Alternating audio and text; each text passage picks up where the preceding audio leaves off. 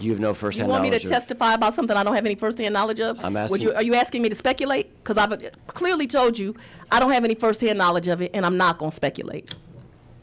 The question is, when an invoice comes into your office from a special assistant district attorney, what is the review process for that invoice before it's paid?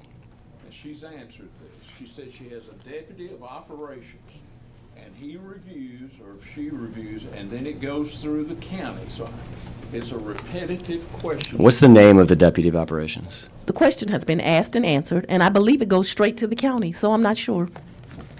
Dexter Bond. Okay. Do you know who ATG may be, initials within your office? I don't. I would assume it's accurate to say it's probably not Dexter Bond. I don't. It may be somebody at the county. What we're looking at here are two bills that were paid by and approved by your department. The one on the left is from the Cross firm, which refers to Anna Cross that we referenced earlier. The one on the right is invoice number 11 from Nathan Wade. And the first thing that... Let me tell you why this is such a damn joke. The first thing that jumps out to me as a non-lawyer, but as someone who has paid lawyer bills before, and I believe this gets to the question, the question which was around block billing. And here's my question for you, Madam DA. Are there rules in your contracts or otherwise when you hire independent contractors that gets to the billing methodology for your attorneys?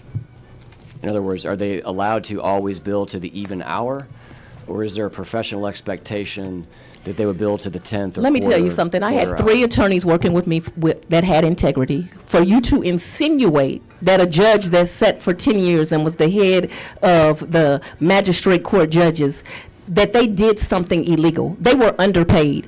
I have here documents where in one annual year, because I want you to remember his bills were over the course of 3 years, in one annual year made $8 million, made $5 million. And I'm going to make sure that the press has that so that when you're asking me about this great service to the state of Georgia, that it is understood that these are more than reasonable, actually bargain basement amounts. Ms. Cross would insist that I wrote government rate in her contract because she didn't want anyone to get confused that she would actually work for this rate, but for the fact that it was service to her community.